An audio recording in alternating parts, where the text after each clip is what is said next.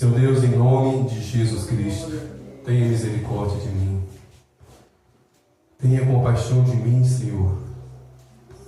Tenha piedade de mim. Porque mais uma vez eu estou aqui atrás desse púlpito, ousando pregar a Tua palavra.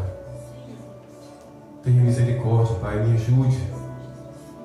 Me ajude, Deus, me esvazie de toda a minha sabedoria, me esvazie de todo o meu conhecimento, me esvazie de tudo que é meu, me preencha de tudo o que é Teu, Jesus.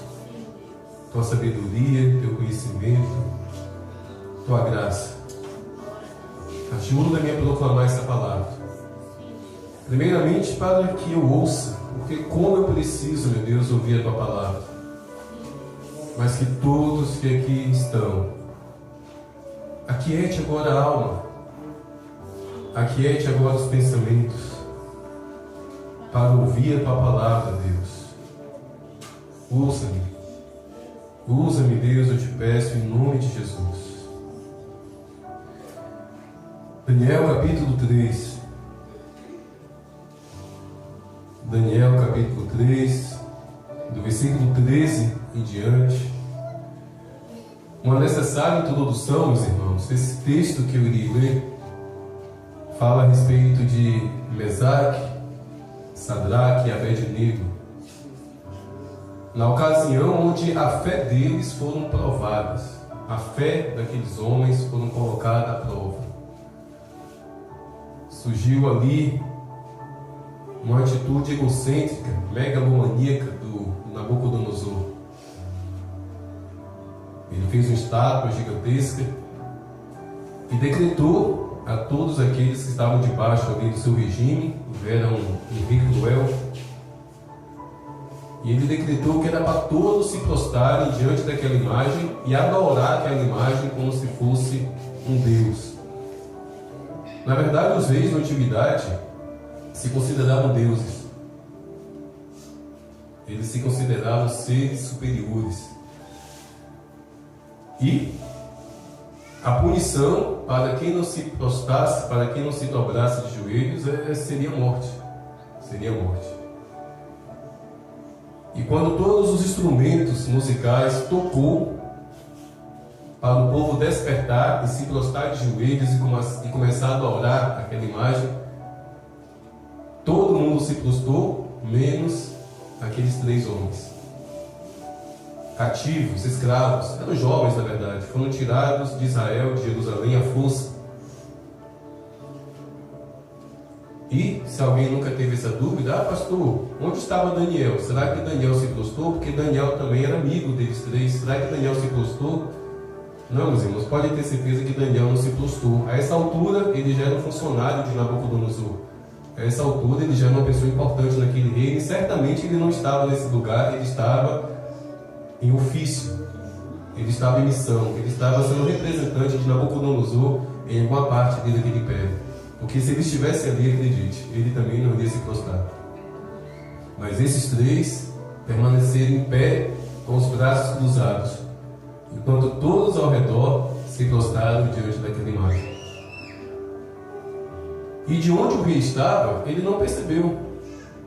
De onde o rei estava, ele não percebeu que aqueles 3 homens ficaram em pé. Mas fofoqueiros foram até o rei. O rei, o Senhor não deu uma ordem que era para todo mundo se prostrar diante da estátua que o Senhor fez e adorasse essa estátua? Sim, esse foi o meu decreto. Pois fique sabendo que existem 3 hebreus que não fizeram isso, a saber, Sadraque, Mesaque e Abednego. E é a partir daqui que eu vou começar a ler. Daniel capítulo 3, do versículo 13 em diante. Ao saber disso, Nabucodonosor, irado e furioso, mandou chamar Sadraque, Mesaque e Abednego, e eles foram levados à presença do rei. Nabucodonosor lhes disse: Sadraque, Mesaque e Abednego, é verdade que vocês não prestam culto aos meus deuses, nem adoram a imagem de ouro que levantei?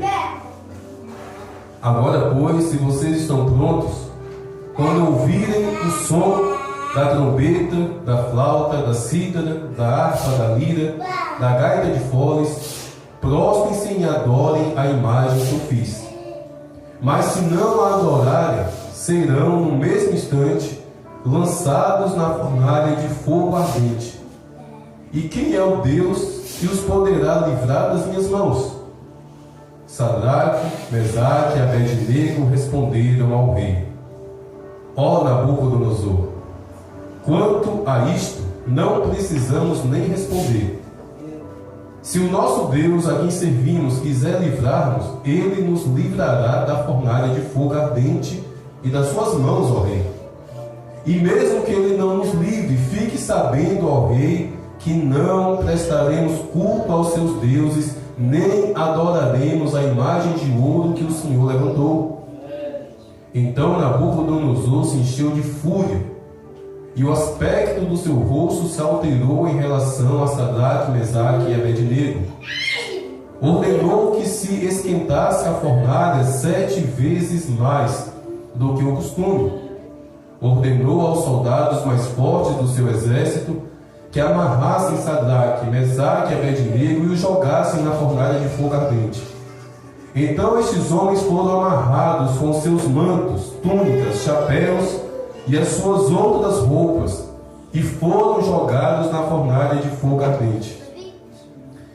Mas porque o rei exigiu urgência, e a fornalha estava superaquecida, as chamas do fogo mataram os homens que jogaram Sadraque, Mesaque e Abed-nego dentro da fornalha. Aqui, meus irmãos, o milagre já aconteceu. Os soldados que levaram aqueles 3 homens, quando se aproximaram ali da boca do forno, eles já foram mortos porque a fornalha estava terrível. Mas os 3 permaneceram vivos. Ali já era o bastante para Nabucodonosor temer a Deus. Mas quem tem coração duro, tarda em de fato temer o Senhor. E os versículos continuam dizendo: E os 3 homens, Sadraque, Mesaque e Abed-nego, caíram amarrados dentro da fornalha de fogo ardente. Em seguida, o rei Nabucodonosor, muito espantado, se levantou depressa e perguntou aos seus conselheiros: Não eram 3 os homens que amarramos e jogamos no fogo? Eles responderam: É verdade, ó rei. Mas o rei disse: Eu, porém, estou vendo 4 homens soltos andando no meio do fogo. Não sofreram nenhum dano. E o aspecto do quarto é semelhante a um filho dos deuses. Então Nabucodonosor se aproximou da porta da fornalha de fogo ardente e gritou: Sadraque, Mesaque e Abed-nego, servos do Deus Altíssimo, venham para fora, venham cá. Então Sadraque, Mesaque e Abed-nego saíram do meio do fogo. Os sátrapas, os prefeitos e os governadores e conselheiros do rei, ou seja, aqueles fofoqueiros que denunciaram esses 3 servos de Deus, chegaram perto deles e viram que o fogo não teve poder algum sobre o corpo desses homens. Os cabelos da cabeça não foram chamuscados, os mantos não sofreram mudança, e eles não estavam nem com cheiro de fumaça. Amém? Que Deus tremendo, meus irmãos, que Deus poderoso, que Deus glorioso. Essa leitura por si só já é uma pregação. Na verdade, a Bíblia, meus irmãos, por si só já é uma pregação. O desejo do coração de Deus, meus irmãos, sabe qual é? É que não seja necessário um pastor aqui pregando. O desejo do coração de Deus é que cada crente tenha sensibilidade com o Espírito Santo para ler a Bíblia e receber. Mas há muito tempo existe essa dificuldade, é claro. Na verdade não é nem dificuldade, é escolha. Porque ali na travessia do deserto, Deus disse a Moisés: Moisés, peça para o povo se consagrar, se purificar, porque amanhã todo esse povo vai subir ao monte. Eu vou me revelar a esse povo. Ou seja, foi um convite para todo o povo ver Deus face a face e ouvir a voz de Deus face a face. Mas no dia seguinte aconteceu o quê? O povo, em uma só voz, disse: Moisés, fale tu com Deus e não nós. que Deus fale com você, com a gente não. A partir dali, meus irmãos, é necessário profeta.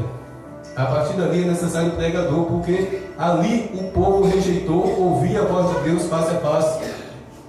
E ainda hoje nós fazemos isso.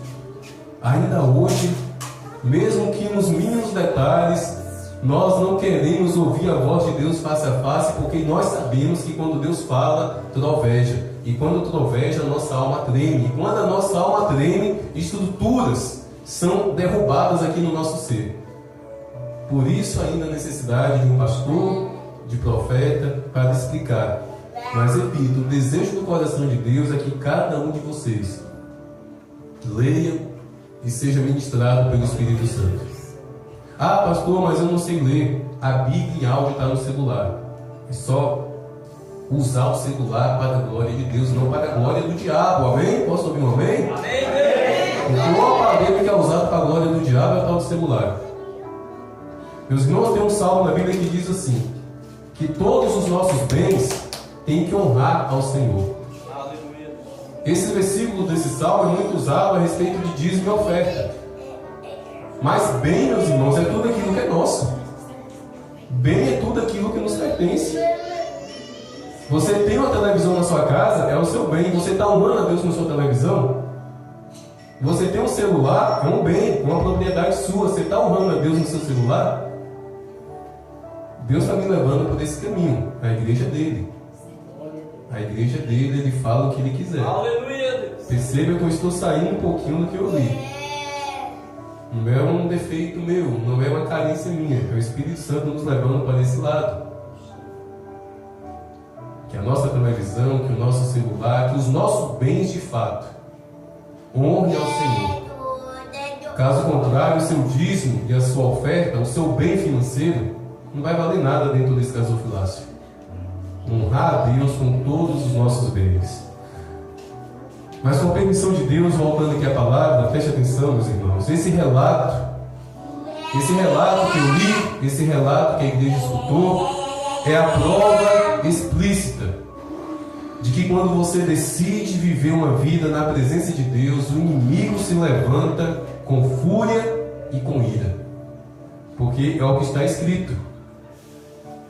Está escrito que Nabucodonosor ficou irado e furioso com a fidelidade, com a decisão daqueles homens, na verdade eram 3, de permanecerem fiéis ao Senhor. Nabucodonosor ficou irado e furioso, e Nabucodonosor, meus irmãos, é uma simbologia de Satanás. Nabucodonosor é uma simbologia do diabo. E Nabucodonosor / Satanás ficou irado ao saber que aqueles 3 não se prostraram diante daquela imagem abominável e não se desviaram do seu Deus. Meus irmãos, eu sempre sinto, sabe, meu espírito, a necessidade de expor isso a vocês. Não somente a vocês que já têm uma caminhada longa no Evangelho, passando os olhos aqui rapidamente, talvez nesta noite, aquele que se enquadra como novo convertido seja o Neto, o Giovanni não pôde vir hoje, a Rainha, o Charles também não, o Aguinaldo também não, são novos convertidos.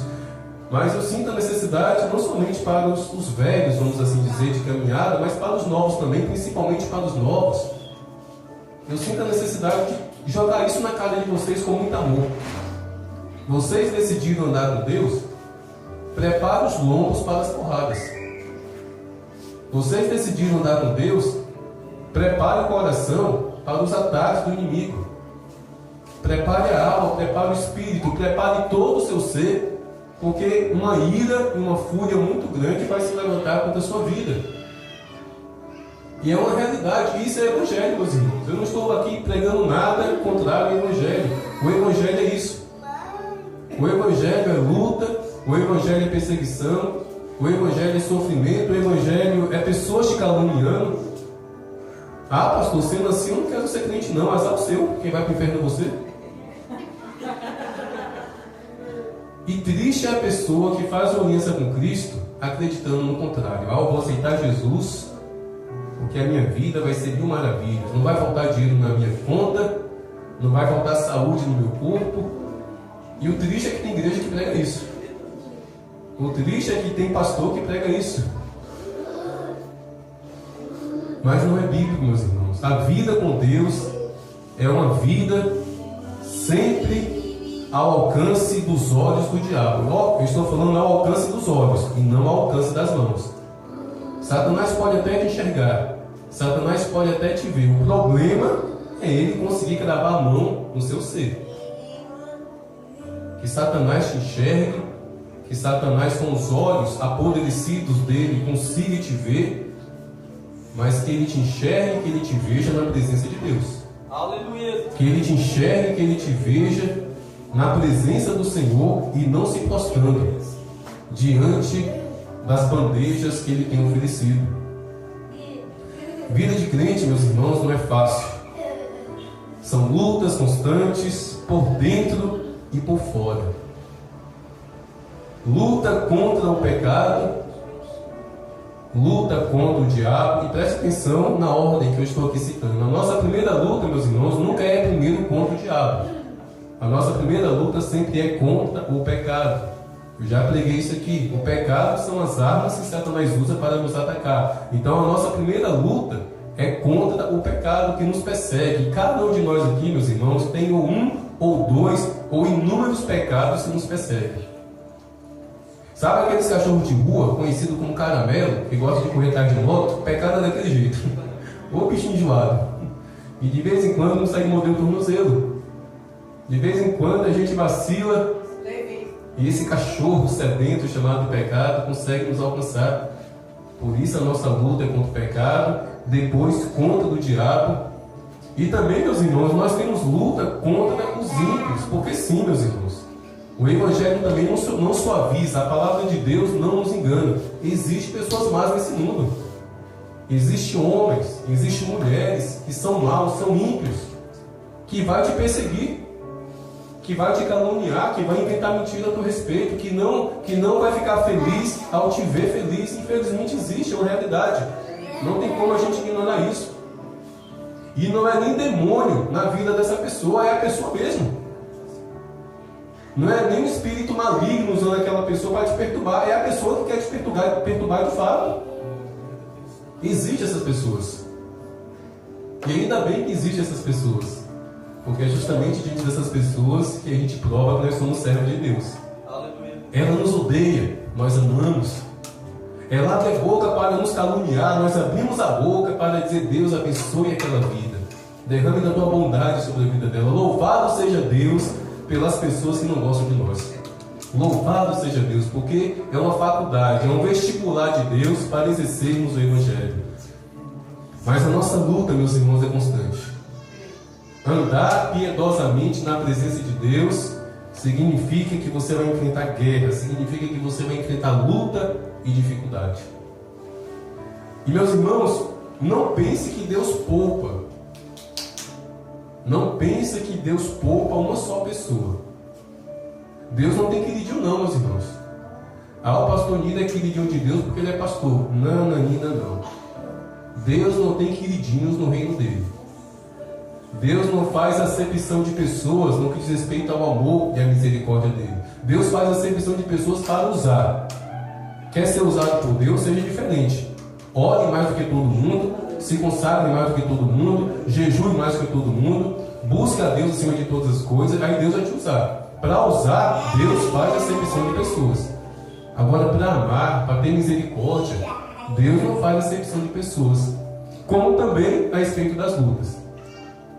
Todos nós, seja pastor, seja porteiro da igreja, seja qual for o seu cargo ministerial, seja qual for o grande profeta que você seja, aleluia, glória a Deus, revela até o número do sapato, você vai passar por luta. Deus não vai te poupar. Meus irmãos, um dos homens que foi mais usados por Deus foi o apóstolo Paulo. O apóstolo Paulo foi um dos homens mais usados por Deus, meus irmãos. E pense uma vida de sofrimento que aquele homem teve. Pense uma vida de dor. Pense uma vida de angústia. Pense uma vida derramando sangue. Aquele homem derramou sangue, servindo a Deus, amando o próximo. alcançando vidas para Jesus Cristo, aquele homem sofreu. 2 Coríntios, capítulo 11. Quem está com a sua Bíblia e tiver facilidade de passear pela Bíblia. 2 Coríntios, capítulo 11, versículo 24, 25, 26 e 27. Preste atenção no que o apóstolo Paulo disse a respeito desse tema. 2 Coríntios, capítulo 11, do versículo 24 até o versículo 27. Enquanto vocês procuram, eu estarei lendo. Olha só o que o apóstolo Paulo disse, meus irmãos. 5 vezes recebi dos judeus 39 açoites. Paulo está falando que durante a caminhada dele, durante o ministério dele, ele levou 5 vezes 39 chicotadas. Pega o número 39 e multiplica por 5, para você ver quantas chicotadas vai dar. E ele continua dizendo: 3 vezes fui açoitado com varas, 1 vez fui apedrejado, 3 vezes naufraguei, fiquei 1 noite e 1 dia boiando em alto mar, 1 noite e 1 dia inteiro boiando, Léo. Um homem que foi arrebatado até o terceiro céu, boiando em alto mar após o naufrágio. Estava de férias? Estava não, pastor. Ele estava indo pregar o evangelho, aconteceu essa tragédia. Em viagens, muitas vezes, em perigos de rios, em perigos de assaltantes, em perigos entre patrícios, em perigo entre gentios, em perigos na cidade, em perigos no deserto, em perigos no mar, em perigos entre falsos irmãos. Ah, meus irmãos, em trabalhos e fadigas, em vigílias, muitas vezes com fome e com sede. Dá para acreditar que é o apóstolo Paulo que está falando isso, um homem que praticamente criou as doutrinas, criou não, recebeu de Deus as doutrinas da igreja? Dá para acreditar que foi um homem que escreveu a maior parte do Novo Testamento, que passou por essa aflição? Sim, meus irmãos, foi o apóstolo Paulo. E lá no livro de Filipenses capítulo 4, mais uma vez o apóstolo Paulo diz, presta atenção, Filipenses capítulo 4, versículo 12: sei o que é passar necessidade. Quem sabe o que é passar necessidade? Eu tenho certeza que todos, o apóstolo Paulo também soube. Sei o que é passar necessidade, sei também o que é ter em abundância. Aprendi o segredo de toda e qualquer circunstância, tanto de estar alimentado como de ter fome, tanto de ter em abundância como de passar necessidade, meus irmãos. O apóstolo Paulo está dizendo: eu sofri, eu apanhei, eu levei pedrada, eu fui açoitado, eu fui preso, eu quase morri inúmeras vezes, eu passei fome. Mas no versículo seguinte, versículo 13: tudo posso naquele que me fortalece. Por falta de sabedoria espiritual, que tem de gente pegando esse versículo para aplicar. Eu posso ter R$1.000 porque Deus me fortalece. Eu posso ter uma mansão porque Deus me fortalece. Ou cabeça dura, é justamente o contrário. Deus está falando que você pode passar fome porque Ele te fortalece. Deus está falando que você pode passar tribulação porque Ele te fortalece. Não é a respeito do tanto que você pode ter, é a respeito do que você não tem, e Ele te fortalece ali naquela carência. Aleluia. E eu estou falando do apóstolo Paulo, meus irmãos. Eu vou usar esse termo, grande apóstolo Paulo. Não estou exaltando um homem, mas estou exaltando a fidelidade, a vida com Deus que ele teve. O grande apóstolo Paulo sofreu tudo isso. E nós queremos ser os playboyzinhos de Jesus. Nós queremos ser as mulheres, as patricinhas de Jesus. No primeiro sofrimento, a Deus não me ama. Na primeira angústia, eu vou trocar de igreja, como se estivesse trocando de roupa. Sem entender o Evangelho. Meus irmãos, se nós não entendermos o Evangelho, nós não iremos suportar a fúria e a ira do diabo. Se nós não compreendermos que o Evangelho é a respeito de um homem que suportou dores na cruz, a gente não vai suportar. O Evangelho, meus irmãos, é Jesus gemendo de dor na cruz. O Evangelho é o sangue de Jesus escorrendo pelaquela cruz. O Evangelho é Jesus sentindo sede, sentindo fome ali naquela cruz. O Evangelho é Jesus abandonado naquela cruz. O Evangelho é sobre sofrimento, mas também é sobre um galardão para todos aqueles que resistem em fé, mesmo diante do sofrimento, mesmo diante da angústia, mesmo diante da tribulação. Deus não vai te poupar. Saia daqui nesta noite com essa batata quente na mão. Deus não vai te poupar, Deus não vai me poupar. Porém, meus irmãos, o Deus que não nos poupa da tribulação e da luta, Ele se revela um Deus presente na tribulação e na luta. Como isso é maravilhoso, meus irmãos. Como isso é tremendo. Ele não nos poupa da luta, Ele não nos poupa da tribulação, mas na luta e na tribulação Ele estará conosco. Isaías capítulo 43, vamos lá? Vamos passear pela Bíblia. Isaías capítulo 43 traz a confirmação do que eu acabei de falar. O Deus que não nos poupa das lutas, Ele se revela um Deus presente na luta. Isaías 43, do versículo 2 em diante. Quando você passar pelas águas, olha o que Deus diz: eu estarei com você.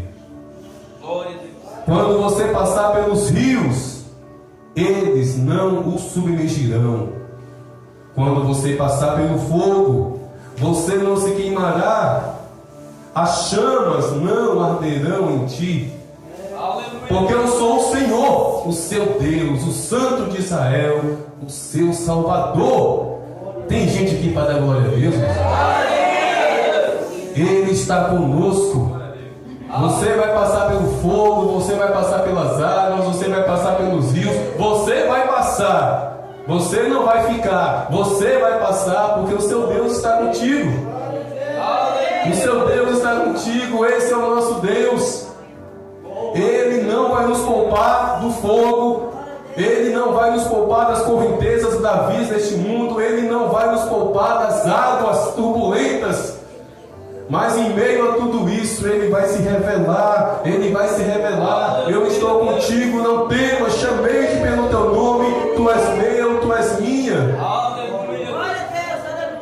Estevão experimentou isso, meus irmãos. Estevão foi o primeiro mártir.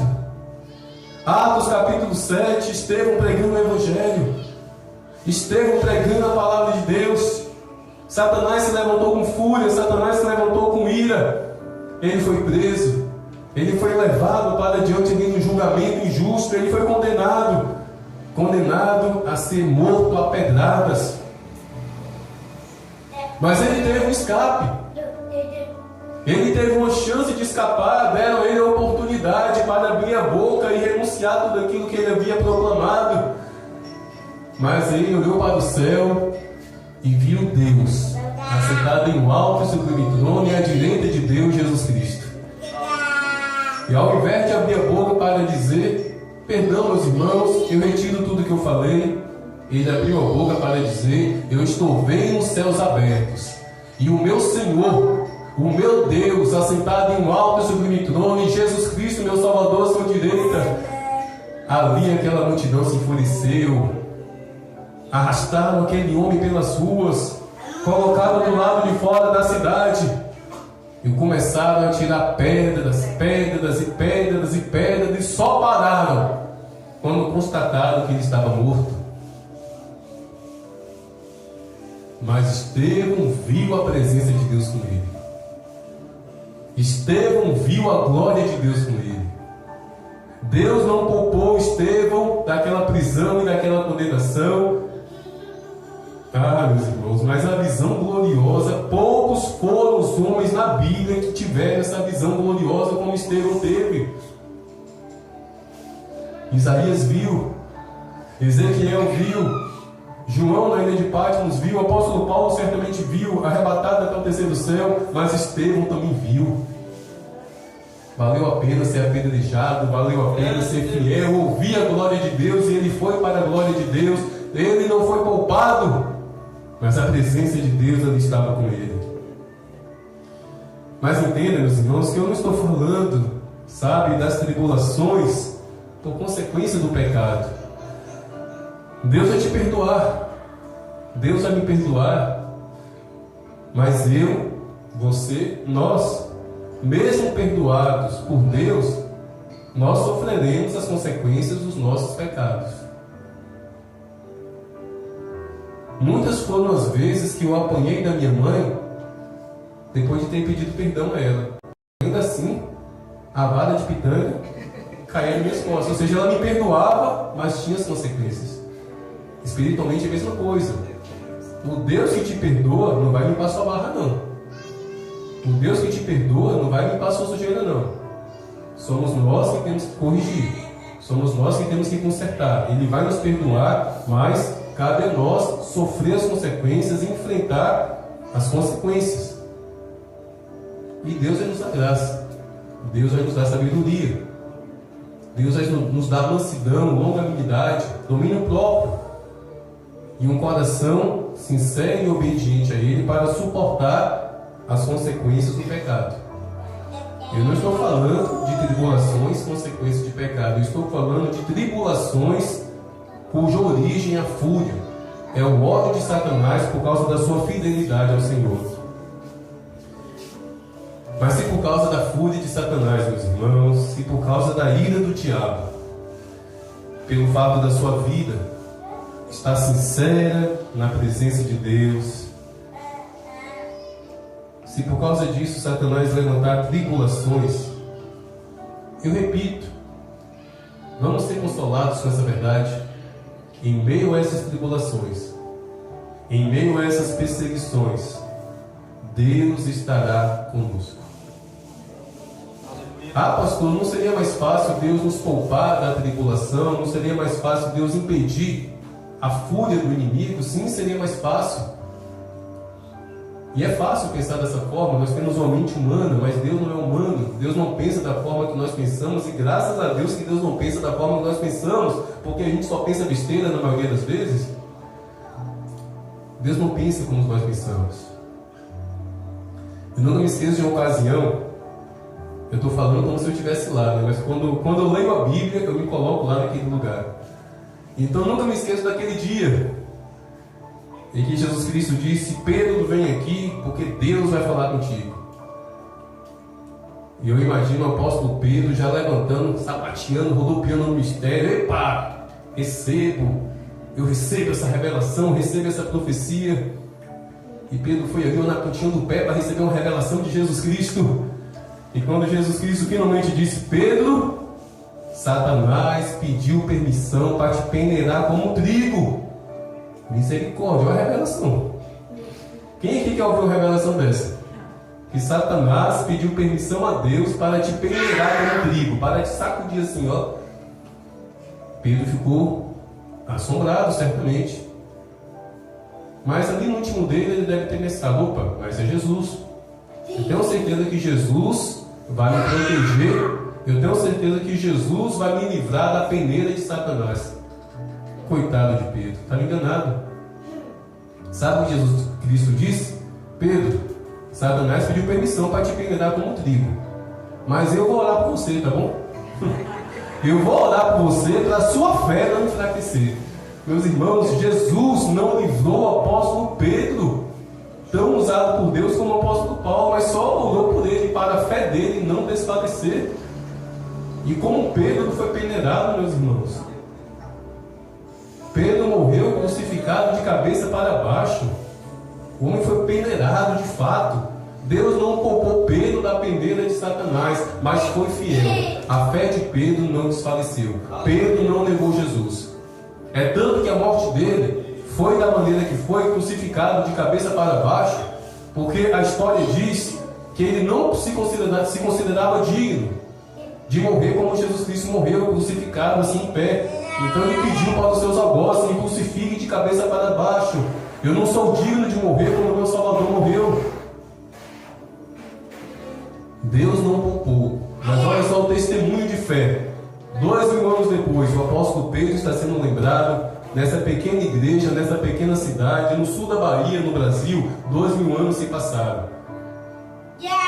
Meus irmãos, todo aquele que permanece fiel, toda aquela que permanece fiel na presença de Deus, nunca será esquecido. Aleluia. Será lembrado de geração em geração. Seus filhos contarão para os seus netos. Seus netos contarão para os seus bisnetos. As lutas, as guerras, as batalhas que você enfrentou e não abandonou seu Deus. Sadraque, Mesaque e Abednego foram jogados em uma fornalha ardente. Principalmente as ovelhas que eu pastoreio. Vocês estão numa fornalha ardente. Eu olho para todos vocês aqui que eu pastoreio e sei que vocês estão enfrentando fornalhas, sei que vocês estão enfrentando lutas, sei que vocês estão enfrentando guerras. Mas o que vocês irão fazer? Diante dessa luta, diante dessa guerra, diante dessa tribulação, o que vocês irão fazer? Abandonar a Deus e se prostrar diante das tentações do diabo? Ou permanecer de pé? Ou permanecer firme na presença do Senhor? Que o Espírito Santo te ajude, que o Espírito Santo me ajude a escolher a melhor parte, que é estar aos pés de Jesus Cristo. E que venham lutas, que venham tribulações, que venham dificuldades, que venha toda a fúria do maligno. Se permanecermos fiéis e inabaláveis, Deus estará conosco. Deus estará conosco como um poderoso guerreiro. Amém? Essa é a palavra que Deus tinha aos nossos corações. E a minha esperança é que, a começar no meu coração, essa palavra produza vida, produza fé, produza confiança, perseverança no Senhor. Aleluia.